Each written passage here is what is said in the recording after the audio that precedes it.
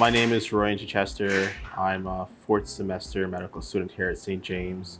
My undergrad's in biology. That was done at Oakwood University, which is a small HBCU in Huntsville, Alabama. Before medical school, I worked at this hospital for sick children in Toronto. I worked at the Ottawa Hospital, which is in Ottawa. I worked at Mackenzie Health at the Richmond Hill location, and I still currently work as a ICU unit secretary at the Cordelucci Vaughan location. My journey, I think it's a little different than everyone else's, and I think that's generally how it goes for most people. From young, I knew that my calling was to follow a career in medicine. I wasn't necessarily sure like the full doctor route, and that really was solidified on two medical mission trips, one to Haiti and one to the Philippines. Those experiences, I got to understand what the different aspects of medicine were, from working with dentists to working with vascular surgeons to even sitting next to nurses and watching them do like the patient intake. That really solidified well, I want to be a doctor. This is why I want to be a doctor, right? And then being able to go back, to those underserved communities at some point in time and just give a week of time and just increase that level of healthcare for those communities. And so just those experiences, like learning how to interact with patients, and I think that really solidified like me wanting to become a doctor. That's my experience. So when I was researching options for medical school, cost definitely was one of the top priorities. Being an American grad trying to get back into Canada for medical school would have been extremely difficult. It's already like you're at a disadvantage. And then secondly, like I said, cost, right? So coming to Anguilla, I have family next door in St. Martin. We have family friends here on this island. So we're just looking for somewhere that was, one, cost effective, gave you a good quality of education, and also has a support system, because the medical journey is not just about you as a person. You need those levels of support around you. Otherwise, it's very difficult. So, having a family friend here say, hey, can you help me grab this? Or, can you show me the way around this island, right? That is so important in adjusting to this new experience, right? Also, it's very warm here, right? It's hot, but it's warmer, and it's that way pretty much all year round. So if you're looking for somewhere that, you don't have to worry about walking through, the cold winter day to classes, or, getting in your car and driving a long distance, this is definitely the place, right? From here, I think the furthest you will drive is maybe 15 minutes, if that. And again, it's warm, so it's always like nice to open your windows and just see the scenery around you. So coming to Anguilla, I would say the cultural shock aspect or adjustment has definitely been the heat. That I think is the number one thing that is overlooked. It does sap your energy if you're not paying attention to it. So my first place where I lived, my ceiling was concrete, and the sun was hitting that ceiling from the time it came up to the time it went down. It didn't matter if you had AC, you're still gonna bake in there. So going forward, I tried to find a location that had like a false ceiling, more of a North American kind of feel, and that in itself like drastically changed that internal like temperature in space for me. And I go home now and I'm not as tired. I wake up and I'm not as tired because that heat definitely takes it out from you. As for culture, I would say that people here are very friendly. If you must say good morning, you must say good afternoon. When you go to the grocery store, people are gonna look at you very differently. They'll know if you don't have what we would call manners, right? As for cultural shock, I don't think there was really that much coming from HBCU. The island's predominantly African American, or Afro-Caribbean, I should say, and so that experience wasn't really like a big difference. As for items you may want to purchase, that's a whole different story. you'll definitely have to bring those items with you, plan ahead. If you think you need something and you look at the space in your suitcase and you think, man, I don't want to put it in there, put it in there. If you have to pay the $100 overweight fee, pay the fee, because I guarantee you when you come here, you wish that you brought that item with you. Fortunately for me, I've been okay. You know, my wife has been able to come down and bring like other suitcases, so I have like sort of a supply chain going. But logistics is definitely one, because containers, I believe, come every week or so for the grocery store. So sometimes it'll be 2 weeks depending on the weather, you know, if there was a storm passing by. So you have to plan for that. And taxes here too are definitely higher. So, you know, anything that you can bring in with you, definitely it's easier on your pocket. So for me, the adjustment going from undergrad to medical degree, the rigor is more, I would say that. However, because I went to a small HBCU, it's Oakwood University, it's an Adventist HBCU in Huntsville, Alabama. Basically, my last semester, I did things like human gross anatomy. So I was in the cadaver lab, right? So we did, you know, from top of the head to the tip of the toe, right? So when you're doing that now in medical school, it's almost like a refresher. My professors used Gray's, which I think is the same book the undergrads, the first years are still using right now. So, I mean, that book is like gold.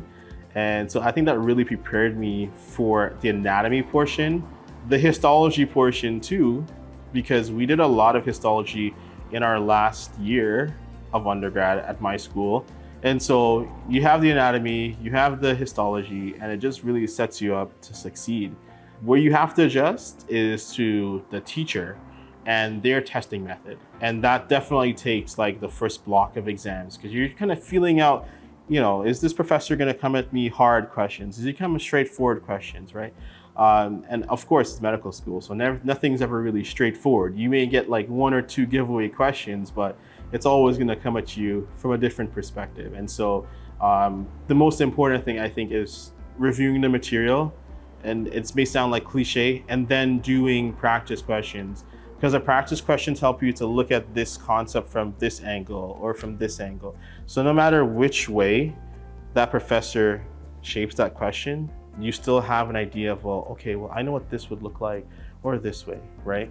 So I think that, at least for me, really helped, coming from a biology background with a school that was really geared at making us successful doctors, and then coming into medical school and just going up one more notch in rigor. I'm fortunate as a 7-day Adventist to have Friday sundown to Saturday sundown off. So I don't do any schoolwork during that time period. That is my break for me and God, for me and nature, for me to just unwind and be at peace, right? So that is my way of dealing with the pressures of the week, right? And every day while I eat supper, I'll hop on FaceTime and reconnect with family. So that's also another way that I mitigate that like stringent, like going to school from 8 in the morning till 5 in the afternoon, you know, having to go home, you know, you shower, get food. And so then that time period, that's my like unwinding time period. And then after blocks, which is usually blocks end on a Monday, there's a few hours, right? So, you know, you do a few errands, you go to the beach maybe, you go for a little hike on a different beach, you interact with friends. And so that cohesiveness, I think, at least that's my recipe. I can't speak for everyone's recipe, but that's my way of dealing with that balance, right? Of course, you know, once in a while you may look at a YouTube video that's funny and just kind of try to blow off steam that way. I personally haven't, you know, hit the gym here. I know lots of people who do, you know, in the morning they go early in the morning before class, they'll shower, come to classes, and I guess that's their way of also like blowing off their steam. So as for where I'm gonna go, I believe that, you know, by next year, April, I would have passed my comp shelf. I would have passed step 1 within a month. And I'd also write the MCQEE, which is our Canadian version of like step 1, because I definitely still want to have that option open to me to go back home to Canada and practice medicine. That's my like short-term plan, right? As for long-term plan in residency, I'm leaning towards general surgery or emergency medicine, and that's just my personality. I like to just have a variety of different things presented to me to keep me engaged, right? I obviously, like, the more you specialize, the smaller your procedures may be. In terms of, you become very specialized, you're gonna see, maybe 20 common procedures, and then maybe once in a while you'll have like, 4 or 5. So for me, I think personally, especially after the medical mission trips, doing general surgery where you're in the whole area of the thoracic region, even down into the pelvic area, allows me the mental like break in a sense to be like, okay, well, today I worked on, the gallbladder. Tomorrow I worked on the colon, right? So it's just a little different, the monotony is broken up. And then of course in ED medicine, you're gonna see a lot of common things, but once in a while you'll get those very different things. And also it depends on where you're practicing, right? If you're in a trauma center ED, then you're gonna get a lot of different cases. So I think that's like my goal. Further after that, I'd love to like open my own like institution, like multidisciplinary, where patient comes and it's like a one-stop kind of location. They'll come back for their therapy after post-surgery, or if the family doctor, they'll come there for the family doctor. So every single service that's possible in a sense will be in this one location, and that way you kind of have a more cohesive and more continuity of care, because there's not a disconnect between the family doctor or the ED physician. They're working to not have that happen. Like if you use Epic, for example, Epic will mail out to the family doctor like a post-visit summary, and so they'll know. But if everyone's working together as a team, I think you can make healthcare better. So family doctor can say, hey, I saw this patient today. I noticed that there were some, nodules in their breast, right? And then you can just be able to schedule that patient for a follow-up, right? So they'll have a CT, or maybe they'll have an ultrasound and say, okay, well, this is what this is. But the continuity of care will happen faster because we're in the same organization, right? And of course, you'll still take from other sources, patients, but your core model of I guess in a sense business is that you're servicing this group of people, and because you give them good service, they come back to you more and more. They recommend their friends and their family to you. So in the end, what happens is that you build a really amazing institution. It's not just a place where, oh, we're gonna just wait on the patient to show up, right? Because you've basically taught that person that you care about them, and because your care is great, they will always come back to you. So if there's any advice that I would give to anyone who is looking at medicine as a career, is figure out if this is what you really want to. I think that's what I was doing when I worked at CK's and I worked at the Ottawa Hospital. Then I worked, at Mackenzie Health, and I still work there. Like, I was trying to figure out, yeah, I know this is my calling, but do I really want to do it? Is this something that I could see myself, getting up at 4 a.m. in the morning? You have kids, not really seeing them, that sacrifice. Is this really what you want to do? So you have to mentally make that choice, right? Once you make that choice, then you have to have the discipline to follow through with that choice, right? So it may mean that, you're not going to hang out with your friends, or maybe there's a party and everyone's going and you decide, what, I'm going to stay home and study instead, right? And there's a quote that I actually stands out in relation to this. And I believe it goes something like this, like, the heights that great men achieve were not achieved with sudden flight, but they, while their colleagues slept, were toiling through the night, right? So your friends are gonna tell you, oh, let's go do this, whatever. But just remember, like, you're here for one goal, right? Pass step one, pass your step two, get to the residency, right? That's your goal. Your goal is pass all your courses, pass your comp shelf, pass your step one, right? Once you get past all that, you will have the time. You will have the time to do whatever you want to do, right? You'll be able to carve out that time. But for now, like, it's definitely like, figure out if you really want to do it. Okay, I want to do it. Great. Follow through with it. How do I follow through with it? Be disciplined.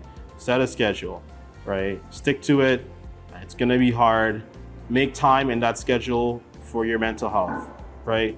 You have to have a balance, whether that's exercising, spending time with family, going out somewhere by yourself for a walk on a beach, right? You have to have that balance. And once you get that balance and that swing, then you're able to say, okay, you know what? I'm really stressed right now. I got an exam to study for, right? What can I do to, help me relax? And then I'm gonna go study for that. And when I'm studying for that, nobody's gonna bother me. I'm just gonna study for that. So I think that's my advice. Like, just be sure this is what you want, because the journey is long. It's not a sprint, and it's a marathon.